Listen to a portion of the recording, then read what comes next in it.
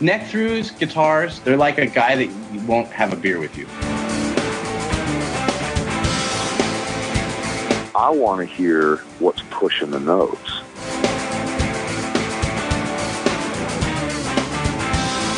Freddie King and B.B. King, Albert King, and let's not forget Burger King. I don't want to blow my knuckle out. Stainless steel is the work of the devil. These go to 11.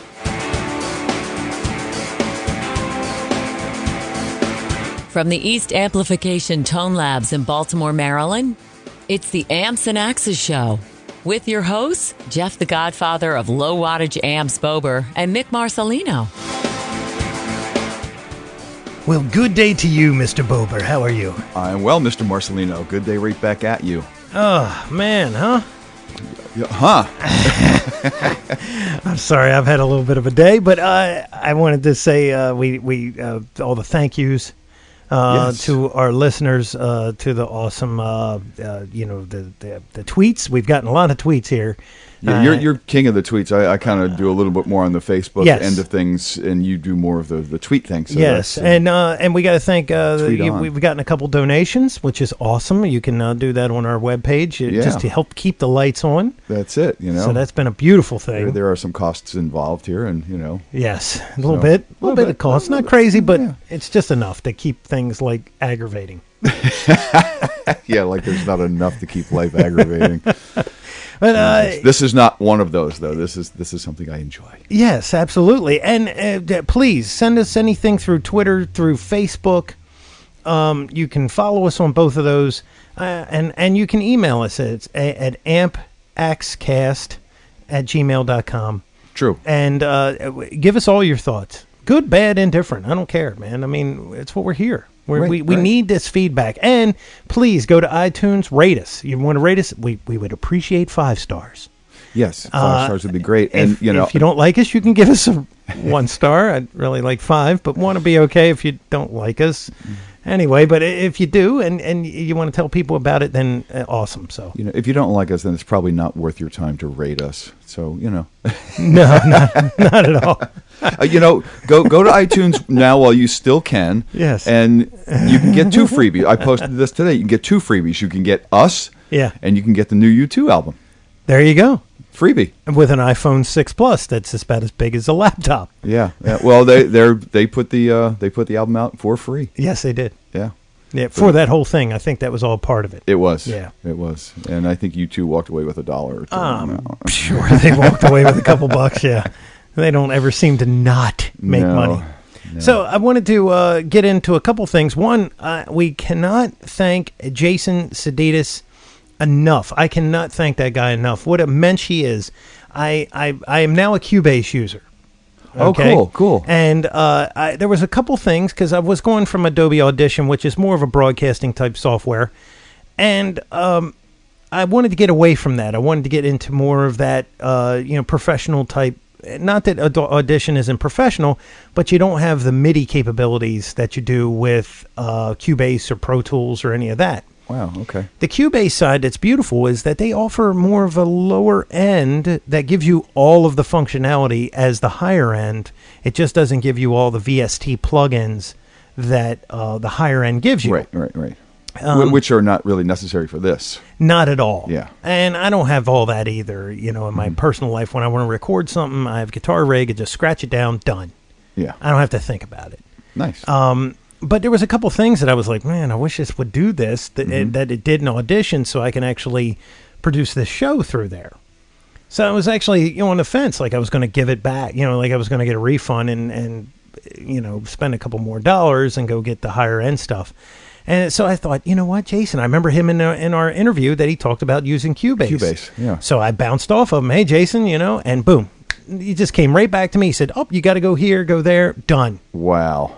So now I got all these hotkey things. I can do all this crazy stuff that I was able to. I'm sure he's very intimate with it because it's what he's been using for a while. Knows it like the back of his hand. He didn't even have to flinch. He was like, just go here. He goes, I'm not sure about your version, but then I explained to him it was basically the same thing. he has the full blown version. Oh, I would for what he imagine. does, Yeah. he needs that. Sure, You know. Sure. So can't thank him enough for that. And I wish I had it on me. I have it on another PC at home, but underneath of our show, you're going to hear, if you crank up your volume, you're going to hear some music. Mm-hmm. That music is his 2 albums that he recently put out. You know, Nice. and I tied them all together. Mm-hmm. And it's going to be one continuous, not, it'll just go from one track to the next. And it'll be underlying, even on this show, when we speak. Just a little bit. Yeah, just a little bit to give you a under there, little bit of something. But I asked him, and he said, absolutely. So Very nice. the underlying bed will be presented by Mr. Thank Jason you, Sedith. Mr. Seditas. Thank you Yes. very, very much. So, and That's I got very his cool. name. I got his you know- name right, too, so I feel happy about that. And that's great. I mean, I didn't know you did that. That's something. Yeah, I that's didn't news to me. Yeah, you know? I didn't and want to. I wanted to share it with you on the show. Yeah, and that's awesome. And happy to. I don't want to use the word feature because it's just an underlying bed, but happy to to use the material of a friend of ours. You know. Yeah, Absolutely. I mean, and his music is, it's very technical. Mm-hmm. It's not for it's advanced playing, without a doubt. Right. This is not. It's not rock and roll. But it rocks. But yeah, and it's instrumental. Yes. And that's the perfect. And you bed. got 3 guys that are just absolutely insane musicians, Yeah. just playing some of the craziest time signature stuff, and the leads are just so fluent, and he's got some heavy tunes on there. I mean, the guy rocks, and he's in and out of everything, so it's very interesting.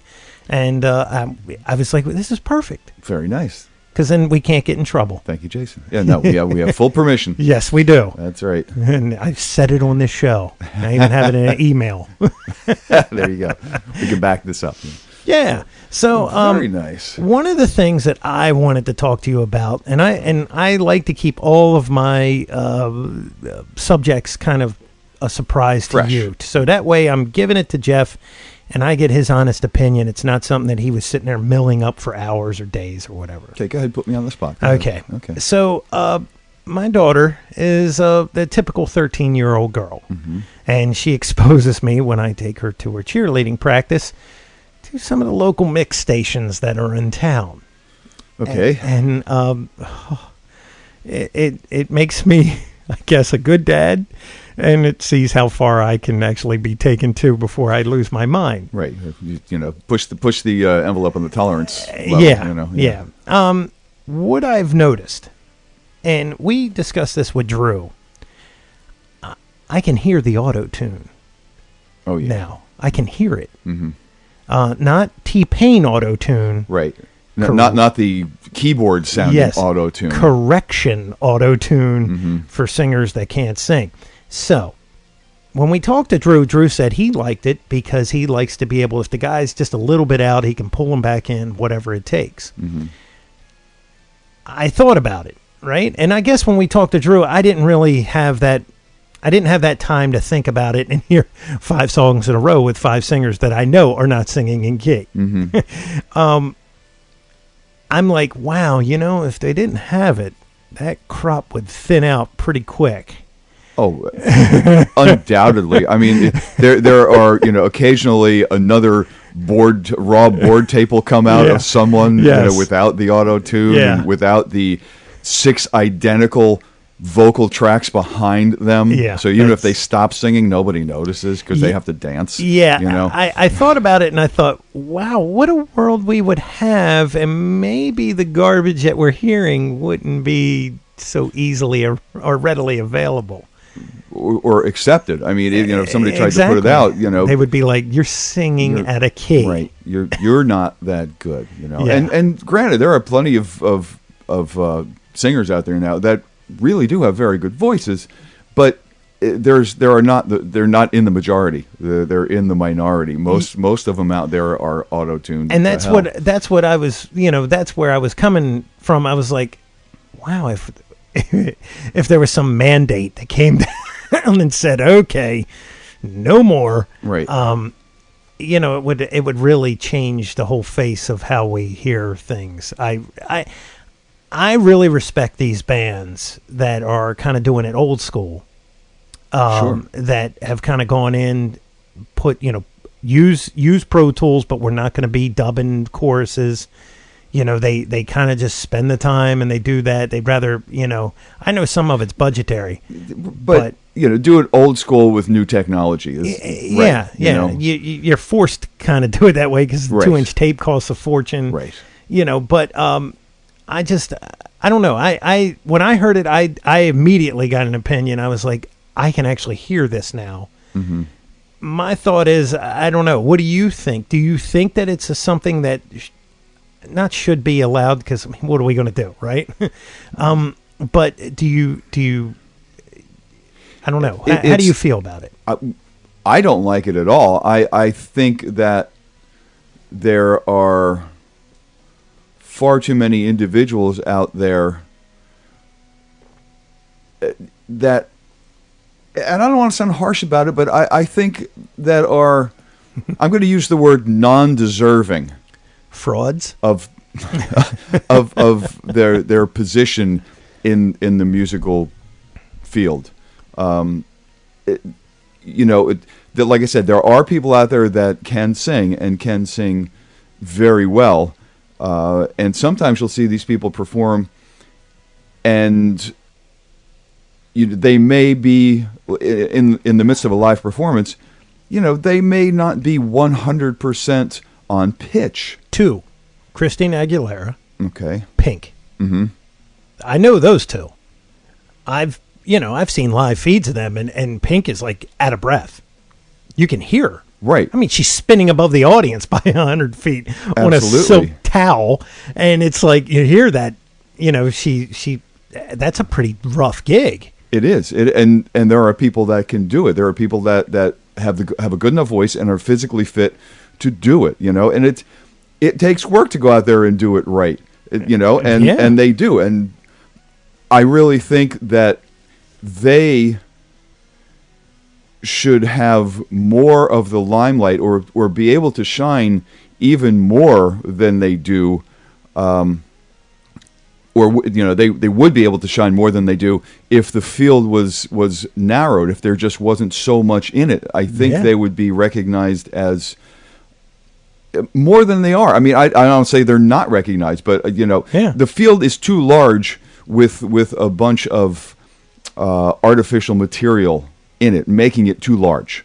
I mean, and you don't know what you're hearing. No, and it's still like there are people that can sing and maybe need a little bit of embellishment with the Autotune thing, just to give their voice a little something. Maybe, I don't know if that's how it works. If you can give the voice just a little character that it doesn't have, maybe that's it being used in that way too. I'm not sure, but what I do know is that back in the day, vocalists in the band, most of them, I mean, if you go back and you listen, most of them, there was something special about their voice. Not only because there are plenty of people that can sing on key. There was something special about their voice. It was just so recognizable that it put it above and beyond anybody else that could just sing on key. Paul Rodgers. Perfect example. Absolutely. That guy has an amazing voice in the sense of, as soon as you hear it, you go, Paul Rodgers. Mm-hmm. And second, he sings at such a level that it's like, try to sing it.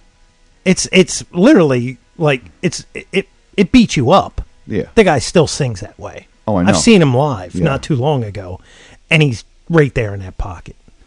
And I'm thinking to myself, there's no auto-tune there.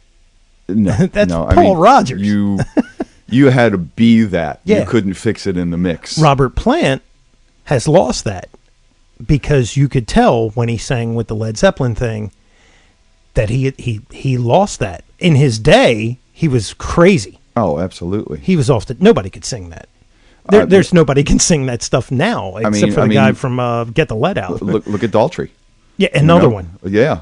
He's actually still pretty much got most of it. He's still... He's got a set of lungs like nobody. But those voices, like I said, not only can they sing in key, there's something special about those voices. It's like, there are plenty of guitar players that can play really well and really fast and execute, flawlessly. But they don't have a style.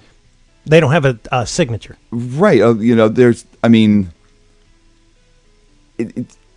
I don't know. For me, a lot of them don't have a signature tone. Yeah, it's almost their. Yeah, I know what you mean. Yeah, and like back in the day when the Rectos first started coming out. Yeah, everybody sounded like that. Everybody wanted to sound like that, and at that point, they were kind of known for more chunking, gut busting chords, in staccato form. Yeah. And everybody sounded like that. You listen to all the records, they sound all the same because everybody was playing Rectos. Again, you go back in the day, and Hendrix had his own tone. Two of my favorites, my tone benchmarks from the day, Leslie West and Ritchie Blackmore. The minute you heard those guitars, you knew exactly who that person was. Exactly. And then we'll take it even a step further. Eddie Van Halen. For sure. Without a doubt. For sure. Slash.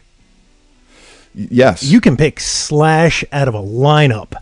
For sure. His tone is definite. That guy has not changed his sound ever. Yeah, and that's really funny because the amps that he recorded the early stuff with, the Silver Jubilees, were the right? Jubilees, yeah. And that was not a good selling amp when they first came out with it. And now everybody and a brother wants one. After he started recording with them, you couldn't find them. First you couldn't give them away, then you couldn't find them. Exactly. And then he had a signature model that was made off of that amp because he was going through them. That was actually Marshall's first signature model. Yes, it was. Yeah. And so you can that shows you the importance of his tone. They finally conceded to make a signature model. I would even say, as far as instrumental guys, Joe Satch and Steve Vai, pick them out of a lineup. Mm-hmm. You hear that and you go, I know exactly who that is. Either one of them, because they have very distinctive sounds. And they're kind of similar. Well, yeah, Joe taught Steve at some point, so yeah, I'm sure there's some influence there. Right. But they have their own deal, and that, like you said, is kind of like a dying thing. It's kind of good. Some of these younger bands like Monster Truck and Taddy Porter and Rival Sons, these guys, and The Answer, these guys have their own sound. Right. AC/DC, I forgot. One of my favorites. Absolutely. Absolutely. This discussion has happened between me and you 1,000 times, but it's I think I just hope, I guess we can all hope mm-hmm. as guitarists, and that the younger generation kind of just realizes that it's been worked and processed to death. Oh, come on. All the younger acts that we're seeing come out now, a lot of them are dropping back to old school, man. They really are. Which is great. In style and sound. Yeah. I think it's fantastic. Yeah, I'm really glad that the rack, and guys will hate me for this. Some people will hate me for this. Some people will agree. But I'm really kind of glad that the rack phase, mm-hmm. and I don't mean racks with stuff in them. I mean rack effects. I'm kind of glad that went away, because by putting all the stuff back on the floor in front of the guy, now it could be in a rack. Right. And it could be a controller in front. But by individualizing those pedals, a lot of them have gone analog. Mm-hmm. Now you can get analog delays, which was like a thing of the past during those rack effects years. Right. And it kind of just puts it back to old school. It really does. And God bless all the pedal makers out there. Yeah, and if you're not using, if they're not in shelves in the rack and you're using a controller, well, even so, in some controllers you can set up this way, but it gives them the freedom to use different combinations. Yeah, whenever the mood hits, mm-hmm. Just turn it, move it. Let's use something else and see where that goes for a minute. Exactly. You know? And yeah, it's more fun to play that way too, you know? Yeah, I remember, you know, some of the multi-effect stuff, they say, oh, you can move the pedals around. And I was like, it ain't like moving the pedals around. Yeah. You know? Once that thing goes to that digital signal and it's inside there and it's doing its thing, it just doesn't come back out the same way. Mm-hmm. And it's you can hear that. I mean, I had that, and then I got rid of it because I was like, oh, yeah. Well, you know, and I'll go back to the rack thing for a second. I mean, it had its time, and I think it made, again, for an entire genre of music. Yeah, an entire era of music. Yeah. I mean, honestly, you know, for me, probably top of that list would be Luke.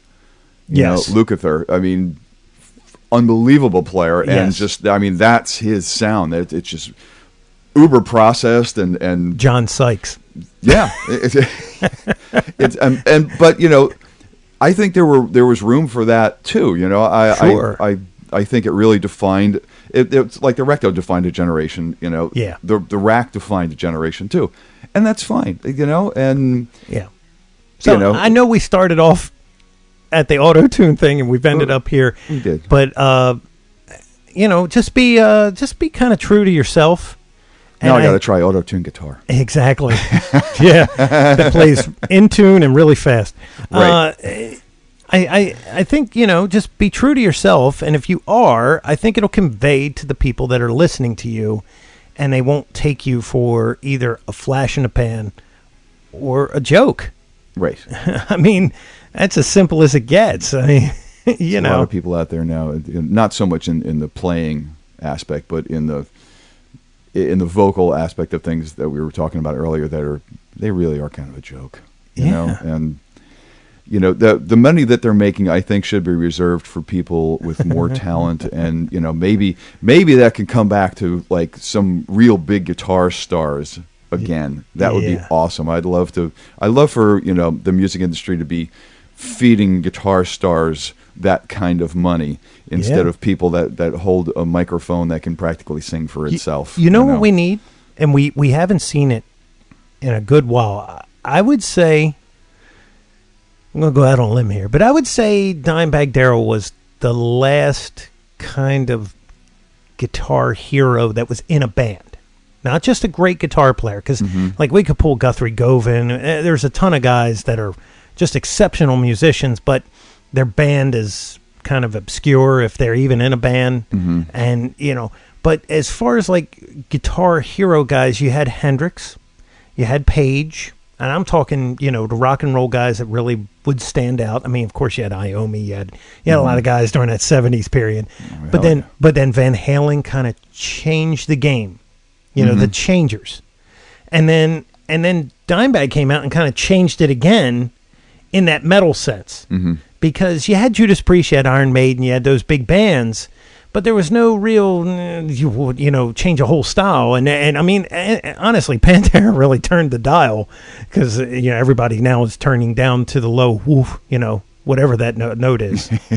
You know, that semitone that doesn't even register almost. That's right. It's almost not a note. Yeah, only whales can hear it. And it's a male waiting call. Well, waiting call, a mating call. That's yes, what I meant. I mean, between Pantera and Korn, I think they changed how the face of metal looked, or sounded. Not looked, but sounded. And you know, now it's kind of like we need that next guy, that next game changer. Now, I don't know how you would change it. Maybe change it back to what it was in '78.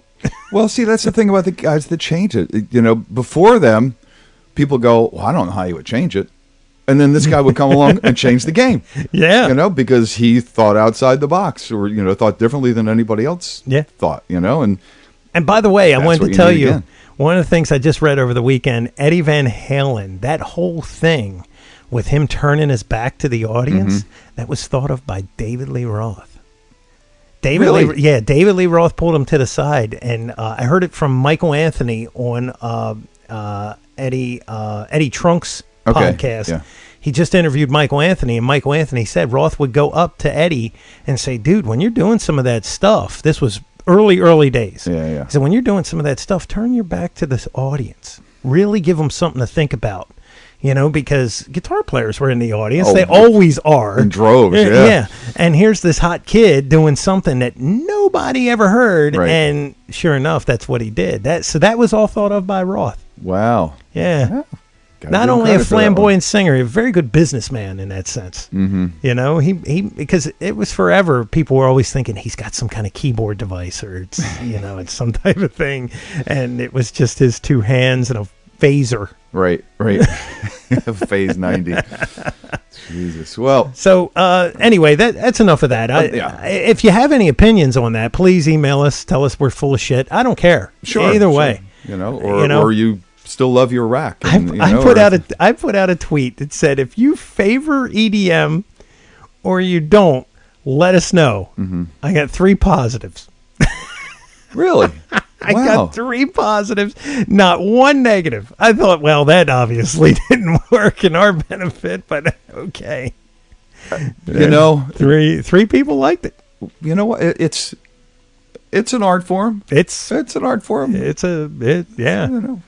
Not my cup of tea, but that's okay. I call it when I need aspirin. I'd rather have coffee. Yeah. Now, you brought something to my attention here. Yeah. Do you want to go over it, or do you want to hold off till next week?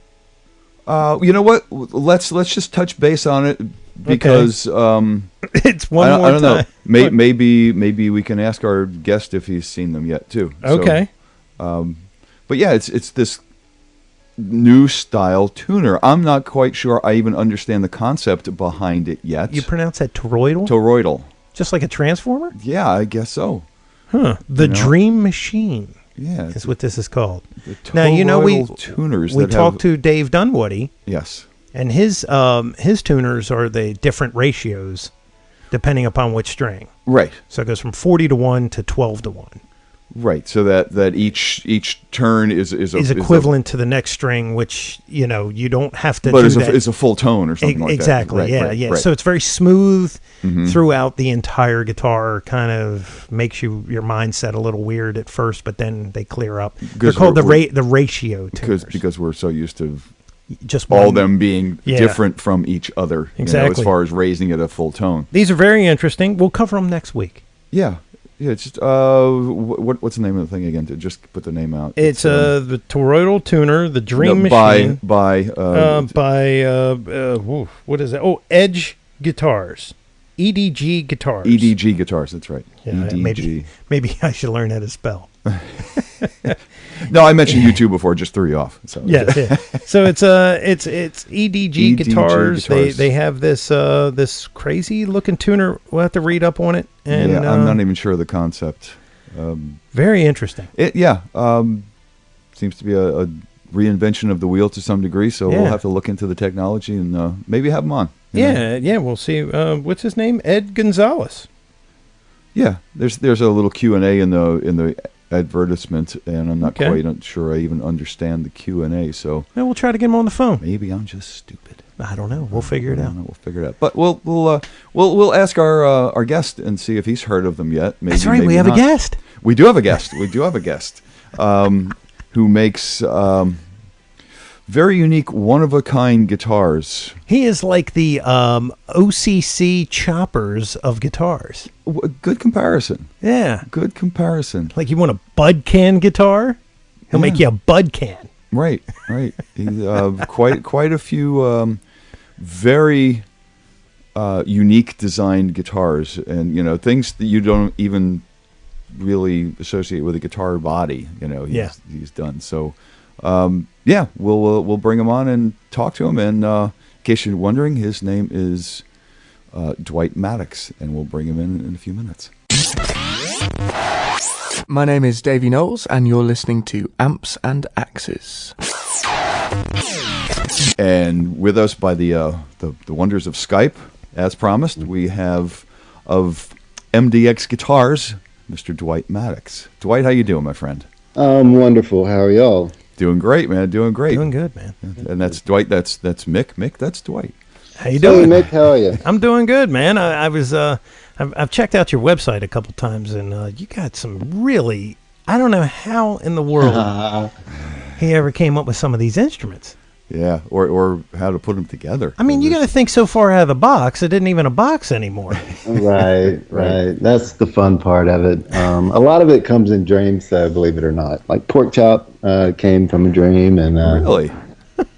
Yeah, I just, I see the end product and then kind of work backwards. Wow. You must toss and turn like nobody. Yeah, I don't sleep very well. That's funny. Now that Pork Chop one was made for Guy Fieri, right? Yeah. Yeah.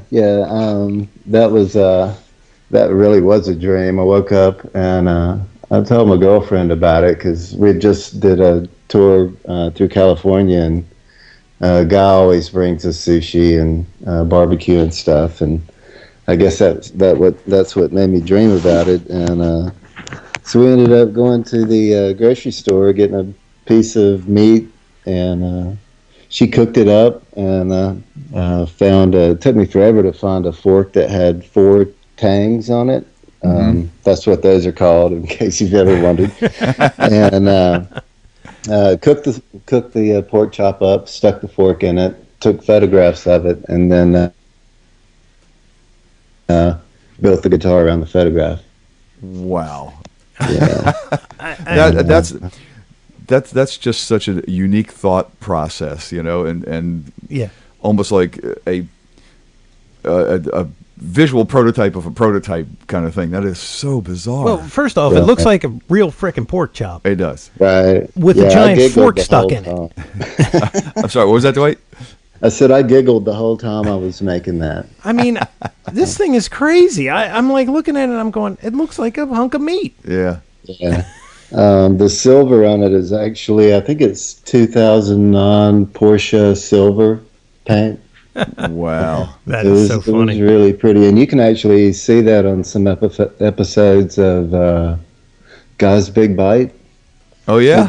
It's in the background when he does it in his home studio thing with the musical instruments and stuff. You'll see Pork Chop hanging out. That's nice, man. I was going to try to get in touch with them to put an amp back there. That would be should. Nice. Yeah. He's a good dude. Look, it looks like a side of beef. Yeah, I just with a speaker in it. He was just in Baltimore. I saw him hanging out at the balcony of his new restaurant at the new casino downtown. When we were there for the opening, we were in the courtyard, and I'd seen him, and he was in town. I never got a chance to actually make it over there while he was there, but he was in town. I do recommend that restaurant. I went to the one in Atlantic City. Oh yeah. His food's amazing. It really is. Hands down. So, I mean, there are some more unique designs here. That let's step back a little bit. When did you start doing this, and how did you get into it? That's a funny story. I started when I was 15. I made my first guitar, and the problem was my brother played guitar, and he had a Strat, and the volume knob, the way I was playing, I would turn the volume down. Mm-hmm. And I didn't really have the money to go buy a guitar, so I decided to make one just for that reason. And it snowballed from there. And later I just realized if I'd wired the pot backwards, it would have saved me all that trouble. You'd have been turning it up instead of turning it down, right? Right. Just do it backwards where it would just stay up. But I didn't think about that. That's sort of like you want to go to the corner store. You live in Maryland, so you're going to go to Orlando first. Right. That's exactly what happened. But I mean, just the statement. So I just decided to build a guitar. Hey, I mean, was it a parts thing, man, or like I got a chunk of wood out back and a chisel? I mean, kinda. It was kind of like that. There was a man that lived 2 houses down from me when I was a little bitty kid, and he did all kind of woodworking and spraying, and one day I got the nerve up to jump over the fence and run over there and meet him, and he taught me all kind of stuff about woodworking and all of that. So I was running a bandsaw when I was 12. Huh. And yeah, so then with that and wanting a guitar, it just kind of happened.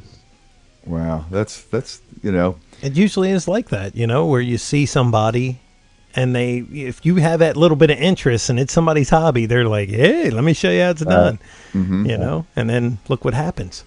Well, that's, Paul's first guitar was a college. Yeah, it was a college project. Yeah. Oh, wow. Yeah, so Paul Smith.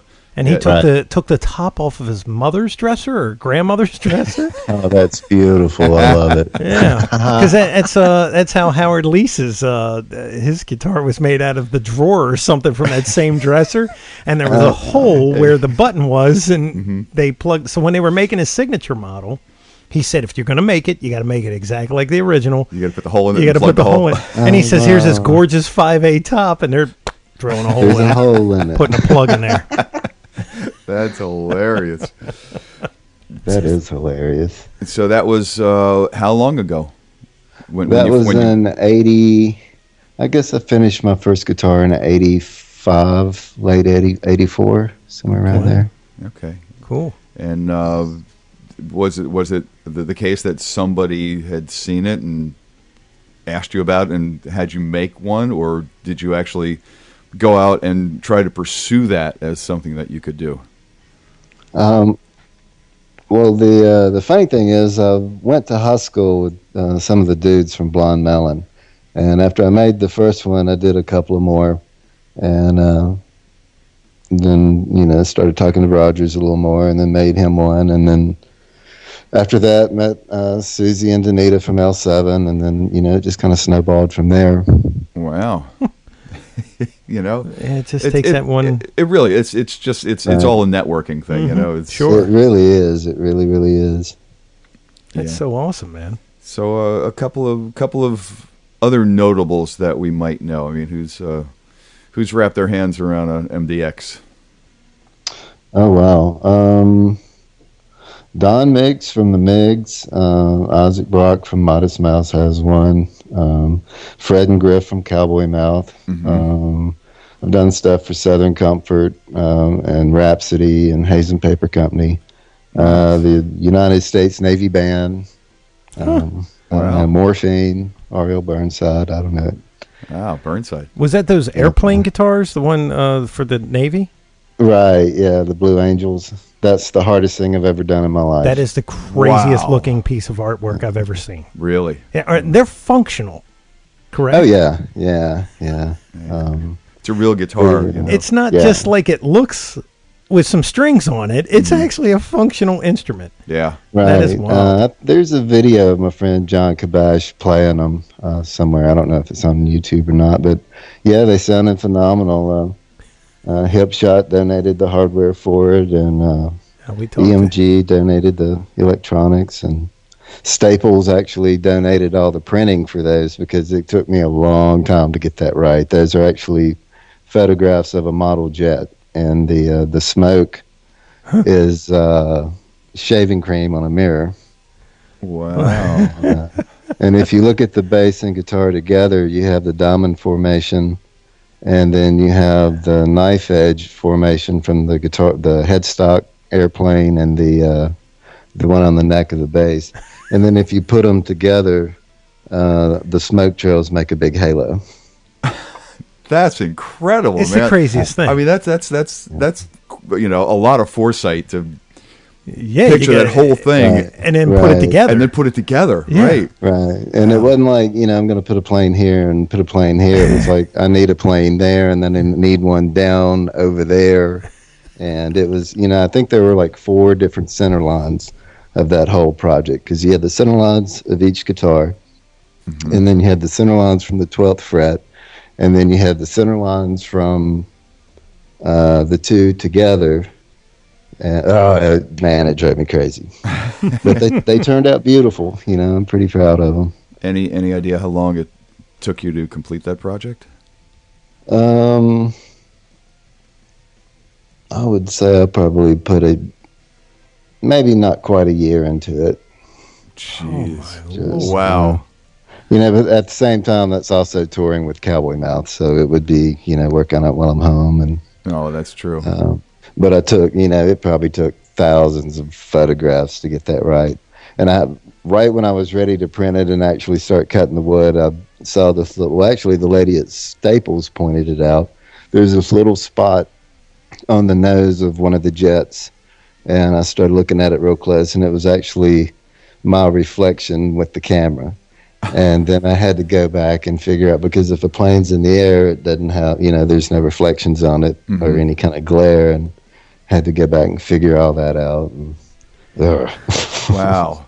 I mean, that's attention to detail right there. Yeah. It's on the blog on how to make a guitar in 736 easy steps. Yeah, we have to put his site in the blog and everything up there.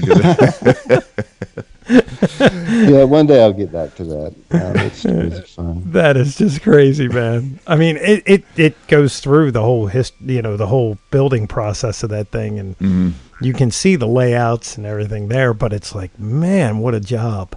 Yeah, that is phenomenal. So, when did you throw Cowboy Mouth, like touring with Cowboy Mouth, into this mix? I mean, because I'm sure you were building guitars for a while, and then it's out on the road. Right. Well, I'd made the blue suede leather guitar for Griff, and we stayed good friends. And I went to see him, and I think it was either Jackson or Memphis or somewhere, and their guitar tech just turned in his notice, and Griff asked if I was interested in going on the road with him for a few months, and till they could find somebody who wanted to do it full time. And it's like, sure, I'll do it. Sounds like fun. A good way to network, like you said. And here it is 14 years later. And they still haven't found anybody. And they still haven't found anybody. I love them there. They're my family. I've seen a lot with those guys. They're great guys, man. They are great guys. So, yeah, you were just mentioning Don Miggs. I had the fortune to meet him at his studio in Tampa. Oh, nice. When they were doing the last Cowboy Mouth album, Matt Jones. I happened to be down there, and Matt said, "We're in the studio. You got to check this place out." So I met Don Miggs, and he has quite the collection of 6-stringed instruments there. They have the catalog, right? Yeah. Yeah. So what do you want to play? I said, I don't know. What do you got? So I haven't seen it. I've heard stories. Yeah, he hands me this 3-ring loose leaf binder. That was pretty funny. He handed you a what? A 3-ring loose leaf binder with page after page of color picture and description of every guitar, in the collection there. And I looked all through it, and I went, "What? No 63 Strat?" Oh, man, can you imagine? That's just mind-blowing. Yeah, it was. The guitar I did for him is one of. It has a hologram on the front, and it's one of the highly advanced holograms in the world at this point. Ooh. It turned out he's got his little logo is this rabbit, and I took some wax and carved the rabbit out, and sent it to my friend John Hazen at Hazen Paper Company. They're the world leader of holographic technology, and they took it and shot it into a hologram with some clouds, and I put made it big enough to cover the whole top of the guitar, and I put it on the top, and the clouds move around, and it changes colors, and the rabbit will turn his head and smile at you. And it's actually a guitar synth. I put one of those MIDI controller things in it. Wow. So tell us a little more about this holographic technology. How long have you been doing that now? I guess I'm a year and a half into it now. Doing that guitar for Don kind of started it, and it's kind of weird because doing custom holograms and guitar making have a lot in common, believe it or not. Really? Yeah, so it was kind of a natural thing for me to catch on. And one of my pieces won an international contest this year, actually in March, for a marketing display, one of the holographic posters that we did. And the DVD for Finding Nemo, the holographic cover for that one last year. So wow. Yeah, so my first year in, I've got an international award. So I'm pretty excited about that. That's phenomenal. That's my new love. Now you said you carved a rabbit? Out of wax. So you know how to carve also, like carving. Yeah. Whittling. I was going to say, don't they call that whittling? Whittling? Yeah, that's exactly what it was. I spent a little time learning how to do jewelry with a third-generation master jeweler, and that's where I learned to carve wax and do all of that. I have the most horrible job on the planet.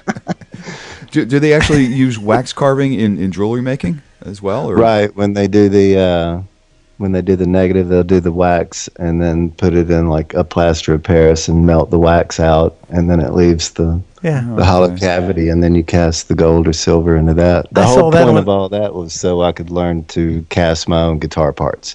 Speaking of going to the corner store via Florida. Oh my God! So you cast your own guitar parts? I can if I have to. Wow! I quit. Yeah. Right. It's like I saw that on How It's Made. They showed you how they make rings and things like that, and exactly what he's saying. Yeah. They make the wax piece, then they do the plaster, and then they let that melt, and then they pour in the stuff, and then they polish it and sand it and all that. Right. You make guitar parts. Wow.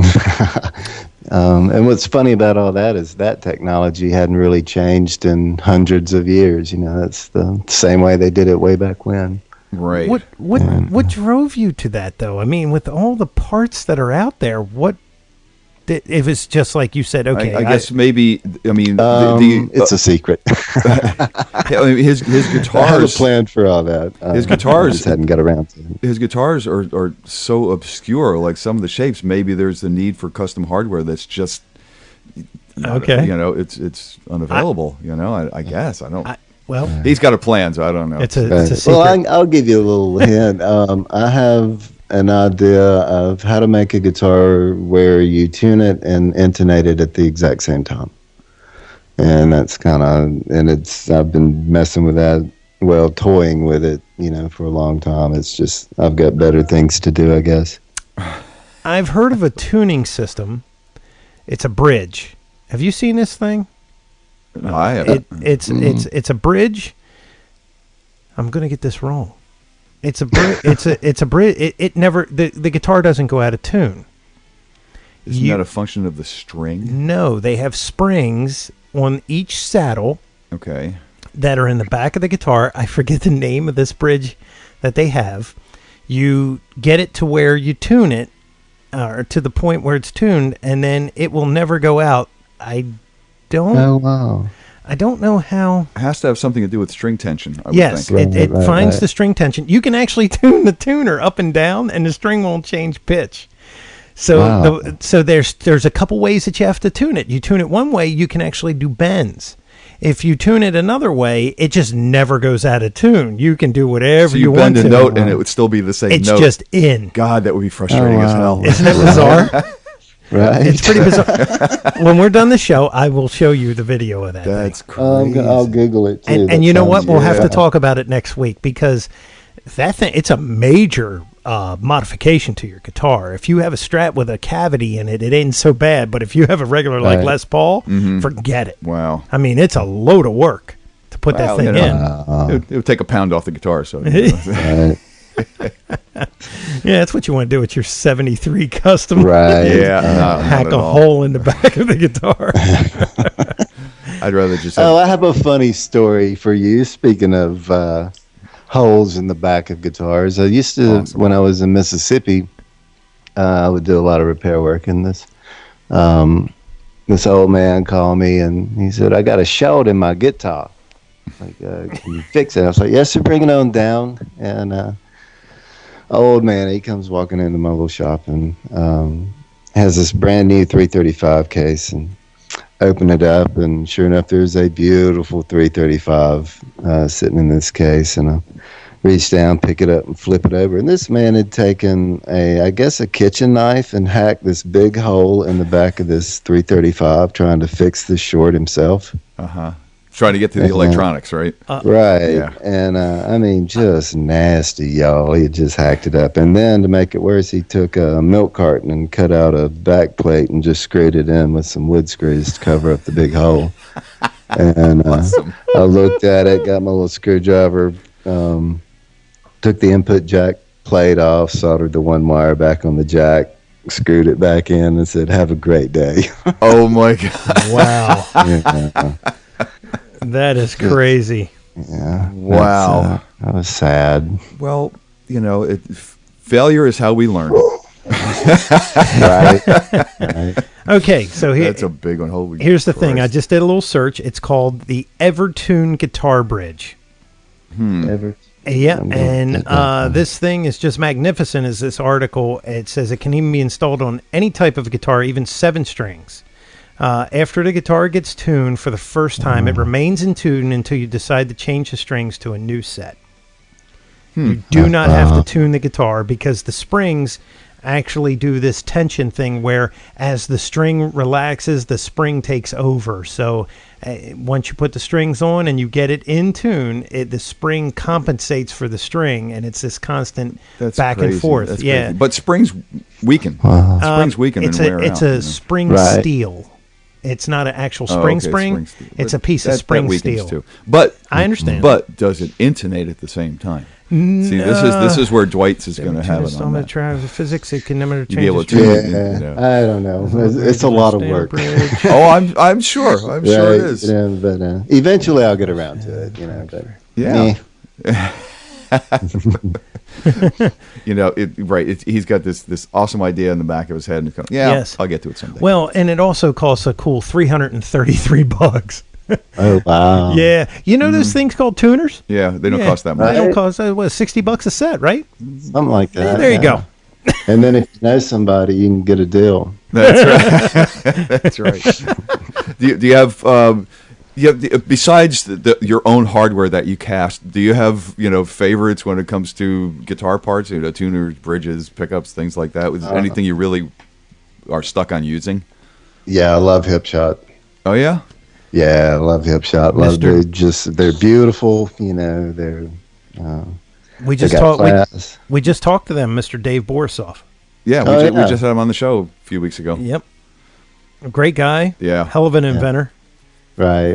Yeah, everybody that I've ever dealt with, they're just super cool. I love those guys. Love their product. Yeah, he's a great guy.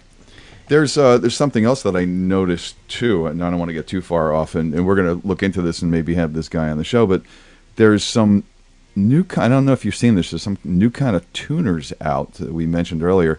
He calls them a toroidal tuner, and it actually tunes with a thumb screw. It's something very, very different, the way it works, gear and worm and everything wise. It's very different.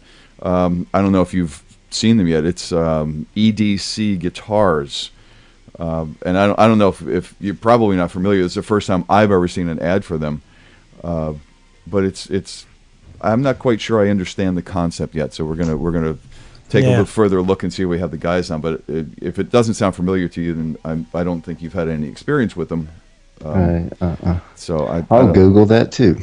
Yeah, that's something you might want to look into.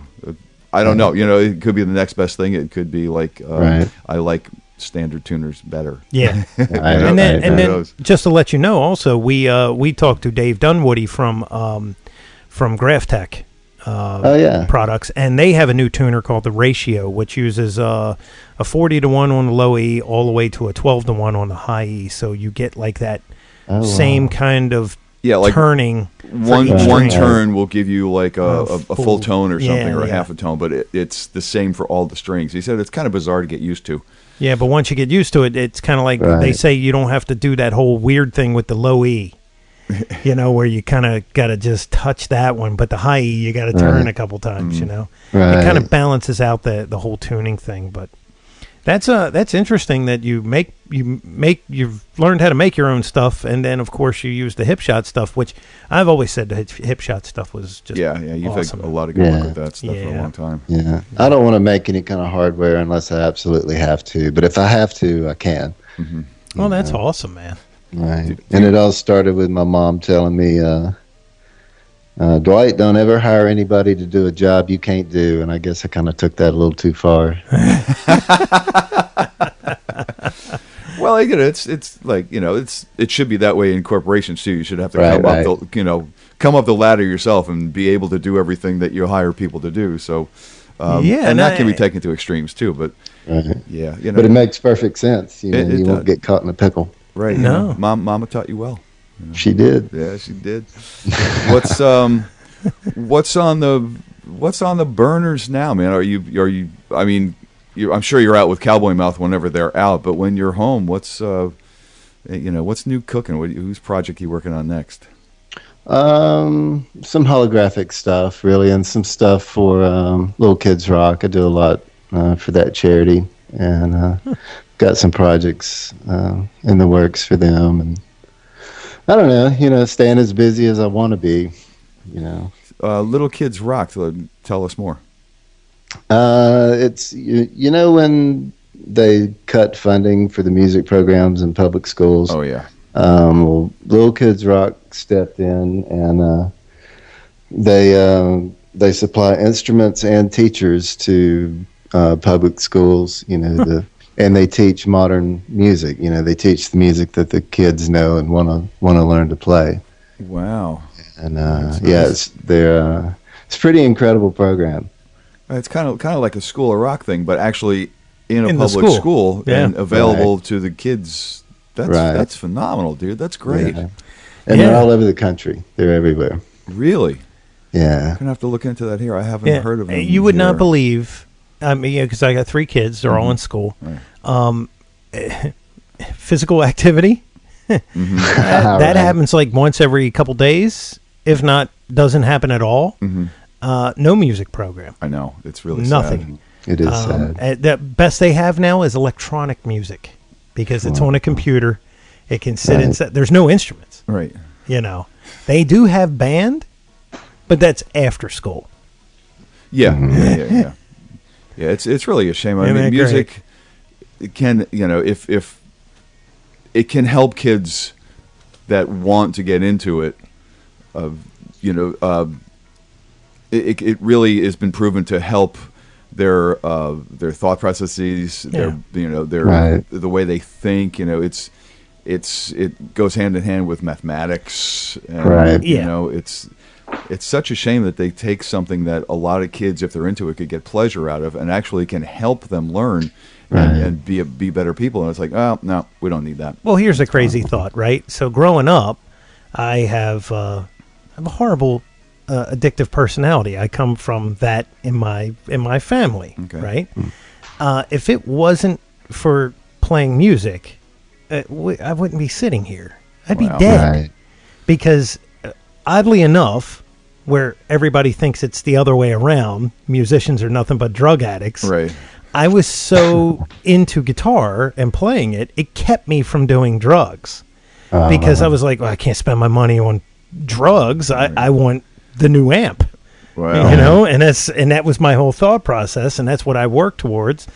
And it saved my life. And there's a lot of kids that do nothing. They just sit in front of a PlayStation or whatever. Right. To where if this was part of their life, you would be surprised what gets accomplished. Because not all of us are going to be famous musicians, but there is a thing called the workforce. Right. That once you get that discipline in your life, it kind of carries on to other things.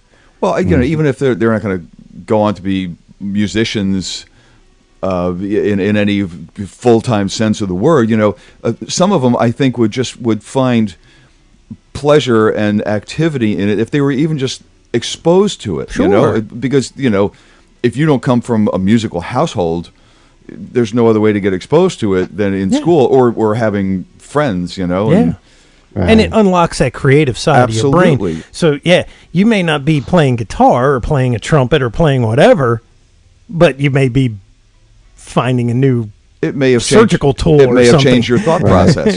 Something good could come of it, and you don't know what that is. But without the exposure, that won't happen. So that's a great thing to put back in the schools, man. Absolutely. Kudos to you for being involved. Yeah, man. We'll put that up on the website too. We'll have that link out there. Oh, cool. Thank you very much. Oh, no, for sure. Yeah. And you, did I see you also make pens?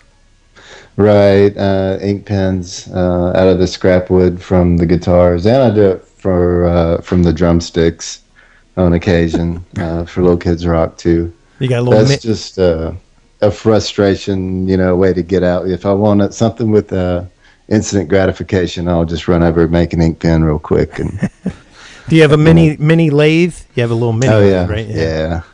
Wow. I love it. Yeah, you can make crazy high-end pens because you can get all the mechanics from a very high-end pen, and then you just got to make the carcass. And some of these are amazing. Yeah, a friend of mine also makes them. Kurt Wyberneck from KW Cabinets. He makes beautiful hardwood cabinets. And he also makes like matching pens. Kind of thing. It's very, very cool. Pens can get very expensive. It's kind of a weird thing. Yeah, it is kind of a weird thing. Was it Mont Blanc or whatever? Mont Blanc. Yeah. Mont Blanc. Yeah. Hey, $300 for a pen. Right. And odds are I'll lose it. Exactly. It's like, where did I put that thing? Have you seen my $300 pen? Right. I actually, when Petra went to work for the company that she went to work for now, which she was very happy to go work for and has been there for quite a long time, I actually bought her a Mont Blanc to sign the contract with. Oh, she was. It was a special thing. It was a special day for her to go to work for the company that she works for now. And she's still there and she loves it. And it's a great company to work for. And I just wanted it to be special because I knew that was going to turn into something special for her. That's cool. Awesome. So, yeah. So, but that's not a guitar or a guitar part or anything.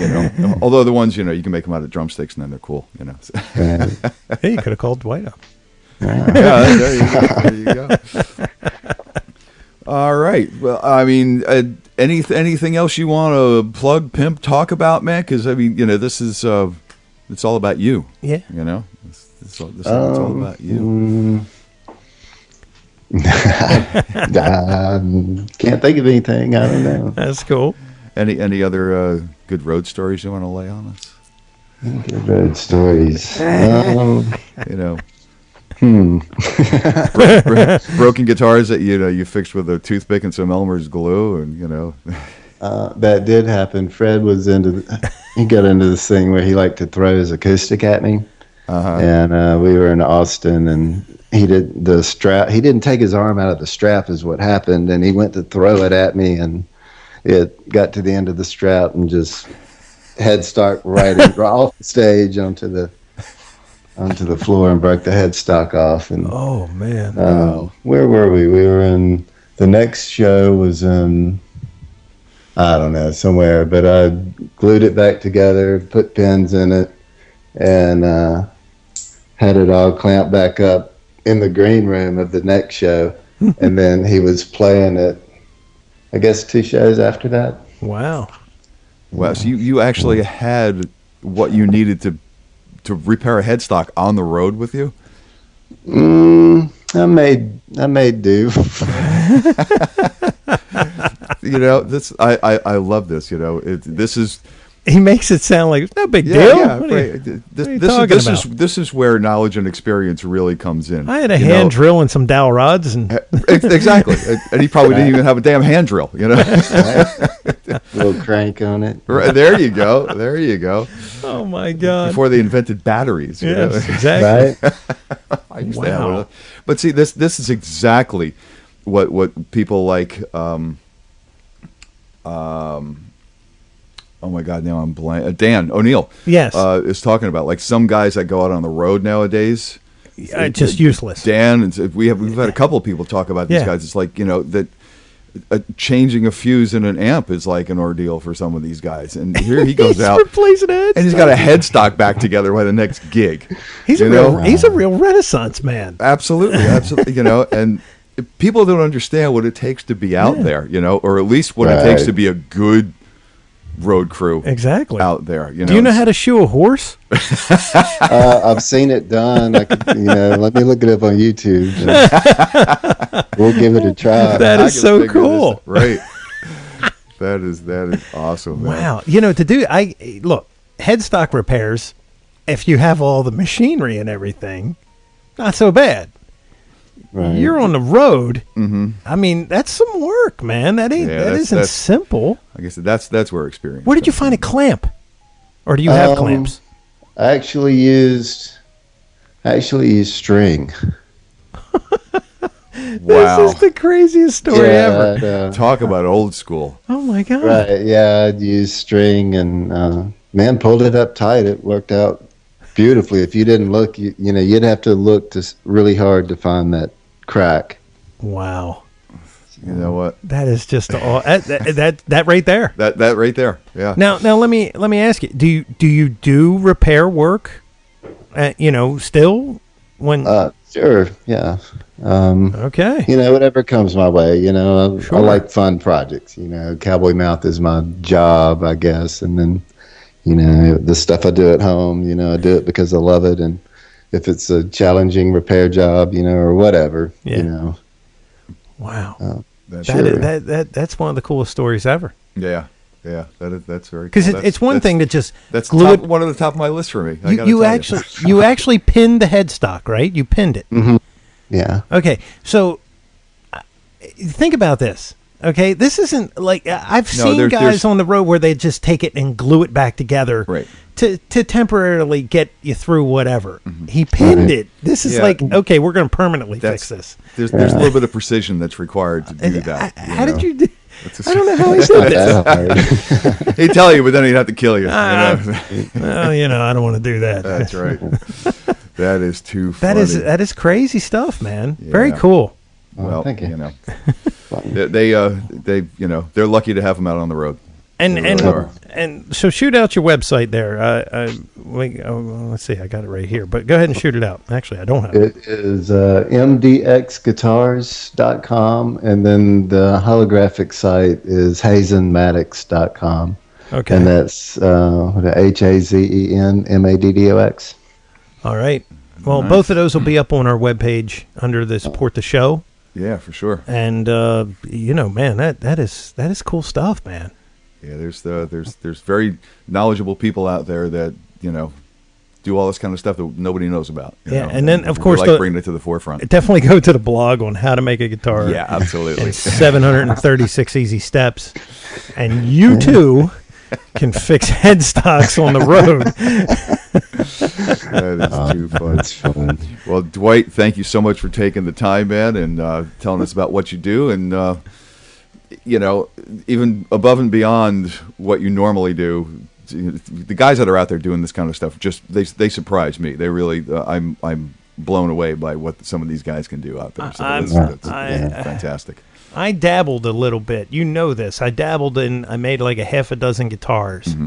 And I remember the first one, I got about 3/4 of the way through. I said, I don't know if I can finish this. Because, I was trying to, you have to make stuff to make the guitar. Right. You just can't make the guitar. You got to make things to make the guitar. I don't care what you're using. You got to make them, right? Right.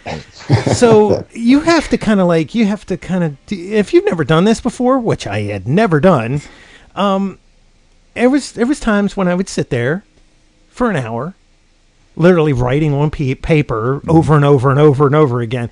So to know that he did this, my hat's off to you, man. Mm-hmm. I mean, that's just that is awesome. Yeah, I bet you never made hardware though. No, I can tell you this: I destroyed it. For you?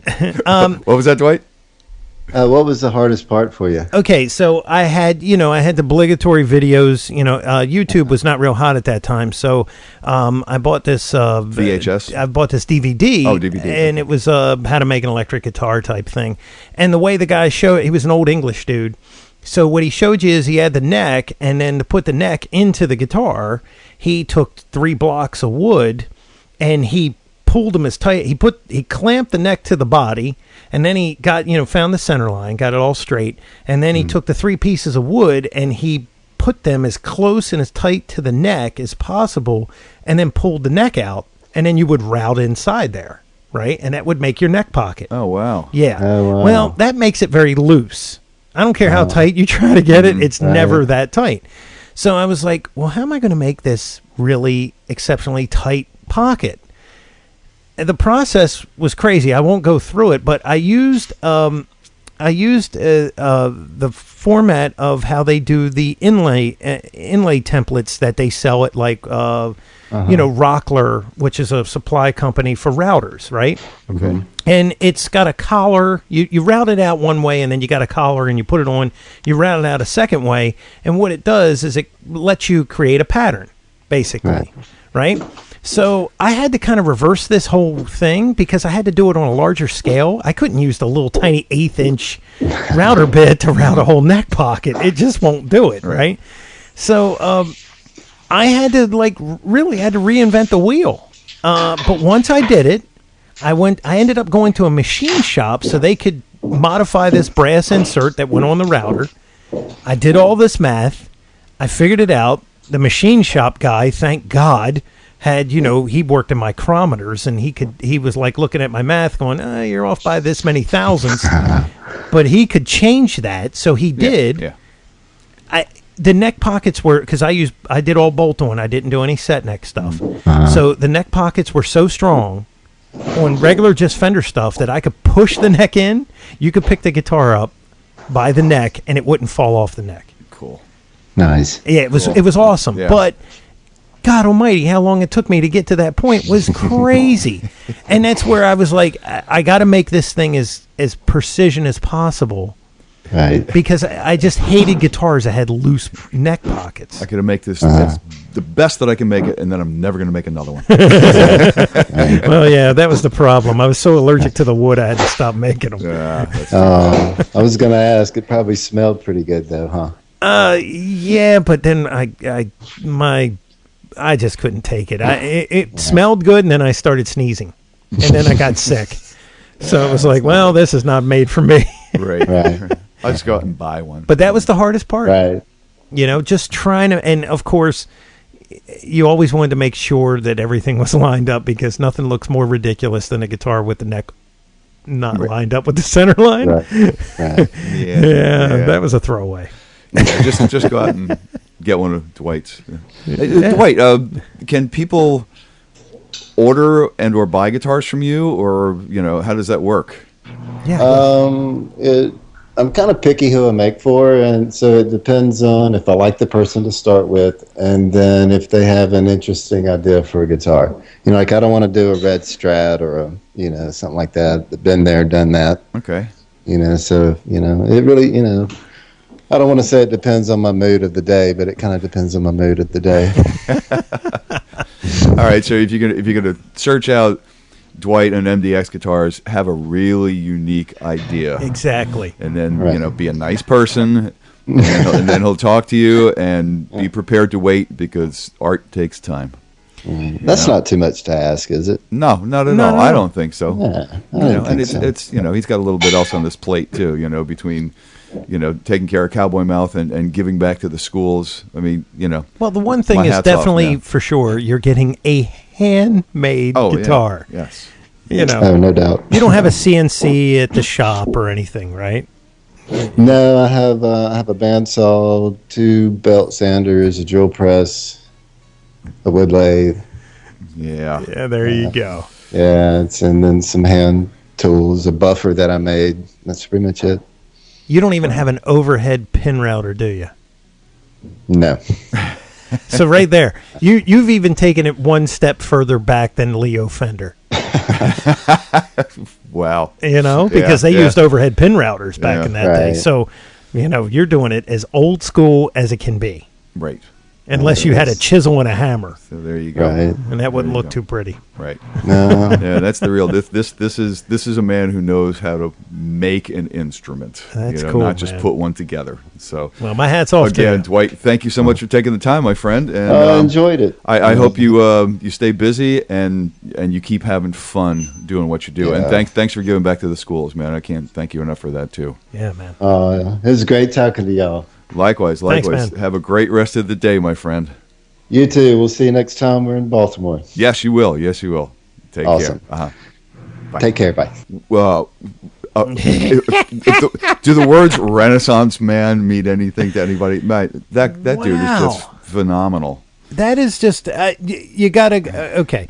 So we won't go in long because we're gonna end it here. But you go out to that website. Yeah, that is the craziest. When you first see it, you're gonna look at it and you're gonna go, "What?"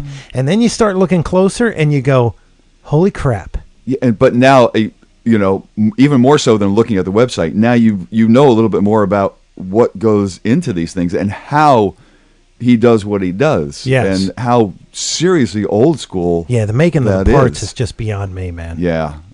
But sans that, just everything he does to build these guitars, it is really, quotes by hand, and that's, that takes a lot of talent, man, and a lot of imagination. Ned Steinberger had a bridge that was a trans trem. Yeah. And you could actually turn that thing different keys. It had locks on it. Never saw it work correctly on my buddy's guitar, but I did hear that it did work correctly, and it would actually change intonation as you would move. Now, he's talking about something completely different, and he was very tight-lipped on it, so I would be very interested to see that. Oh, absolutely. Because let me tell you, that is that's a huge issue with guitars. Because it's not, the math doesn't add up. There's guys that change the nut for the tuning system, Buzz Feeten. Right. It's a compensated nut for that. But let me tell you, you got to tune different. You got to have a tuner that tunes to those Buzz Feeten systems. Right. I mean, the nut's compensated, and the tuner has to be compensated as well. Yeah. So, yeah. And now, you got your little snark tuner, and you're like, hey, doesn't work on that. Why not? Yeah, there are some digital tuners that actually have the Feeten preset to them and everything, and that's a whole different animal. But so, amazing. I've gotten so used to playing guitars that are, just by the nature of the beast, cannot be perfectly intonated that, I'm just fine with it. It's only rock and roll. That's right. So until next time, my friend. Not only is it only rock and roll. I am. Wait a minute. You are. Mick Marcelino. And you. I'm the guy that just plays rock and roll, Jeff Bober. And we are saying. Onward.